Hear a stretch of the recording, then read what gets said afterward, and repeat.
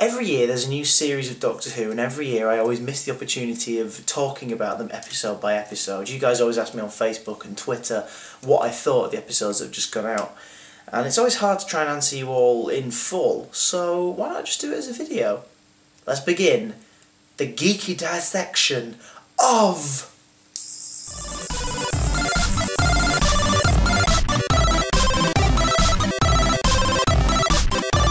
Now, I was going to start these videos last week with the Impossible Astronaut, but instead I thought to myself, I can't judge this episode, I can't judge this as a story, because there were so many twists and so many plot holes left open for the second part. I thought it's only fair to wait until Day of the Moon to talk about it. Okay, so if you haven't seen the episodes yet, please don't watch any further. Go watch them and then come back and watch this video.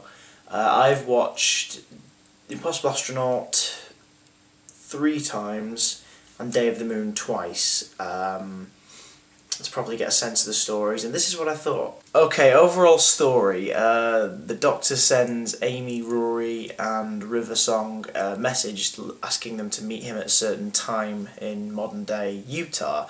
They go to meet him, I think it's Utah. Is it Utah or is it Florida in the story, but Utah in the... Never mind. They go to meet him, and when there he tells them that they have to stick with him, stick by him, and just let what's about to happen. They're all a bit confused, of course. An astronaut comes out of the lake and shoots him dead before he can regenerate as well, so he's dead. They burn his body with the help of a mysterious man who turns out to be someone called Canton Everett Delaware III. He says that I won't be seeing you again, but you'll be seeing me. They go back to a diner to contemplate what's happened after getting rid of the Doctor's body and find a younger version of the Doctor, same incarnation but 200 years younger, at the diner, also having been invited, not knowing what's going on. So, using information they were given by the other Doctor, they all travel to 1969, encounter President Nixon, encounter the spacesuit, and begin to learn the secrets of the silence. Now, the main reason I was excited about these episodes when it was coming close to broadcast time was... well, there's 2 reasons. One of them was that Stephen Moffat said that it'd be very dark. I don't know if he said dark, but he said they'd definitely have a sort of more sinister tone compared to the previous season openers. And the other reason was because I knew the silence was involved. I wanted to find out what the heck it was after all the build-up about the silence in Series 5. Now, starting the season with a 2-parter was pretty bold, especially one that was quite complex and timey-wimey and downright scary. But I think they've pulled it off. They've definitely tried to grab a new audience, and I don't just mean literally with America making a big deal out of Doctor Who this year. I mean the sort of audience that might take it for granted, who think, oh, it's a kids' show. Well, they won't after this. The first things that came to mind when I saw the silence were not only just the classic image of an alien with like the bulbous head and the eyes, but the Slender Man from the Unfiction forums and from things like Marble Hornets. Terrifying imagery, just this very blank featured thing, tall suit, staring there, and the fact that there's something that plays with your mind when it comes to the silence is a brilliant thought. The idea of an alien that you look at and forget instantly when you turn away is chilling, because it could be there, it could be doing anything, and you'll never be able to stop it. But equally, spoiler alert, the way the Doctor defeated them by making everybody see that footage of them saying that you should kill us all on sight, so that every time someone watches back the moon landing footage, if they then see a silent, they know what to do. They'll kill it, but then they'll forget they've done it, which is interesting. Now, if Doctor Who hadn't sort of gone off so much from reality with the whole constant alien invasions of Earth and like prime ministers and presidents being different from what it's like, you know, in real life, it's a shame, because it could have left that sort of really spine-tingling notion of how many silents have you and I killed in our life without knowing it. Interesting, really creepy as well. In fact, in Day of the Moon, a really scary sequence was when Amy was in the orphanage, and they had the little recorders in their hands to let them record a message whenever they saw silence, so that whenever they looked away and saw their hands glowing red, they knew that they'd seen once they could listen to whatever they'd recorded. It was the scene where she was in the orphanage, she was at the window, and over the course of about 5 seconds, she has more tally marks letting her know how many silence creatures she's seen. appearing on her face and her arms. It's really scary because it makes you wonder how long, as viewers, we saw how long she thought she'd been there, about sort of 10 seconds, but it makes you wonder how long she actually had been in that room looking around and how many she'd seen. Then again, we find out how many she'd seen because they were all on the ceiling. That was creepy. That was the one bit with the silence for a bit of a typical monster, when they were on the ceiling. I wasn't too keen on them being on the ceiling. It was scary, but it just seemed a bit unusual. However, the fact that silence have a connection to the ship that was on Aikman Road from the Lodger is brilliant, because it makes you really appreciate the Lodger even more. Like, the mystery of that episode was that, who is this villain? Who's left this ship here? This ship with the, you know, the sort of defence and security systems and whatnot causing havoc, but it sort of made you go, who could leave that there? And if it is the silence, then it just adds even more of a connection into how much they were involved in the 5th series. River Song, she's a character I've never been 100% in love with, simply because she has this feeling about her of, you should know who I am. Like, she sort of is a very confident character, and it's down to Alex Kingston's portrayal, because we're meant to like the character, and I do, but I've never fallen in love with the character as I would with, say, Amy or Rory. And I think it's because she has that sort of that brash confidence where you're supposed to like her. But at the same time now, because her story's really growing in the sense that it's tragic to watch her going backwards and losing the Doctor. She's losing her Doctor. Like the river we met in Silence in the Library, Forest of the Dead, which this comes from, which makes me wonder, when's he going to give this to her? The river we know from those stories is we know that's her death, and we know that the 10th Doctor doesn't recognise her whatsoever. We know that each time she meets the Doctor after Day of the Moon, he's going to know her less and less. The kiss they shared in Day of the Moon is the last kiss she will ever have with the Doctor.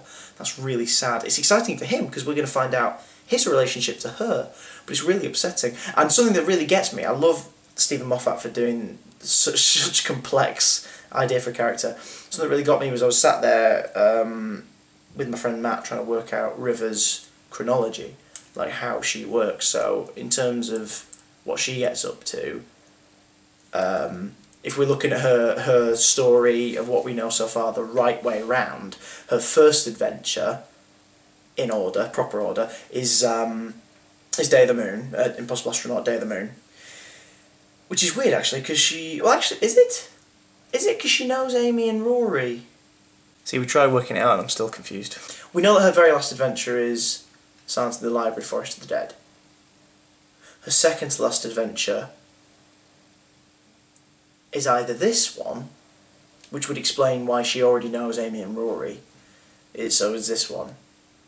Yeah, you tell what, let's say that. So chronologically, her adventures go...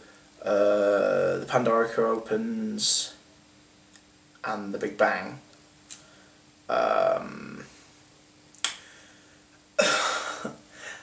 Pandorica opens, the Big Bang, Time of Angels, and Flesh and Stone. Then it's Impossible Astronaut, Day of the Moon. And then it's Silence of the Library, Forest of the Dead. The reason why Pandorica's story comes before the Angels one is, even though she introduces herself to Amy, it's the first time Amy and the 11th Doctor meet River, she does say at the end of that, "You'll next meet me at the Pandorica." So obviously she's lived it already. God, she's confusing. Maybe that's why I don't like River, because she really is a character you have to get your head round.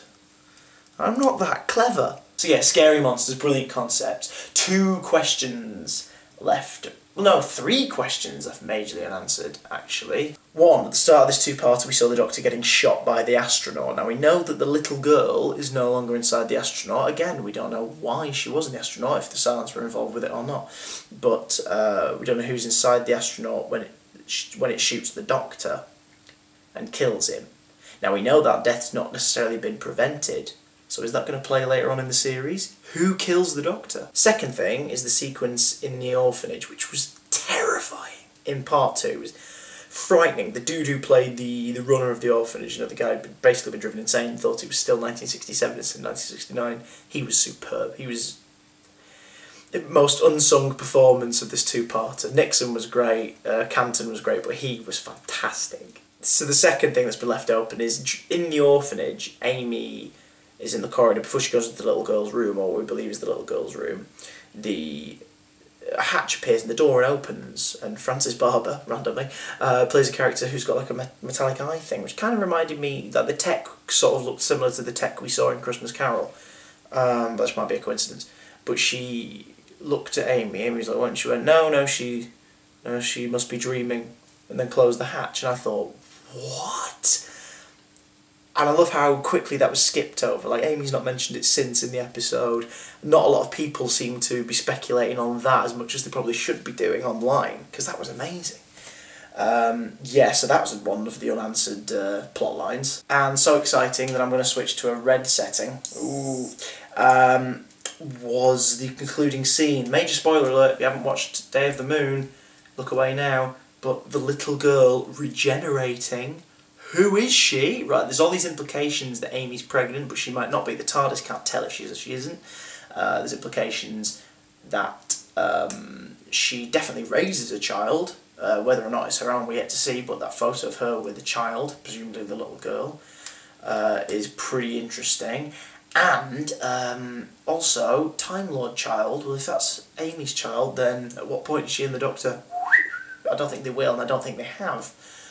I also don't think that I don't think they think necessarily it could be Rory or Amy's child. If you watch this video back after all 13 episodes of this series have gone out by the end of this year, I'm probably wrong. I might be right, but I might be wrong. But I might be right. So you can laugh at me or pat me on the back accordingly. But yeah, she's regenerating. Exciting time. She's a Time Lord, or she's part Time Lord or something. Stephen Moffat, you are cruel. So yeah, that's just initial reaction to the episodes. Brilliantly written, very funny, very sweet, great moments. Again, all the American tie-in, stuff with Nixon. Brilliant, brilliant, brilliant. So happy with them. Can't wait to see more from this series. Tell me what you think so far of Doctor Who Series 6/32/Fanarg.2, whatever this one's called unofficially. Down there in the comments section, talk about it. Tell me what you think. I'll answer and respond to as many comments as I possibly can. Until the Curse of the Black Spot, I'll see you later. Bye!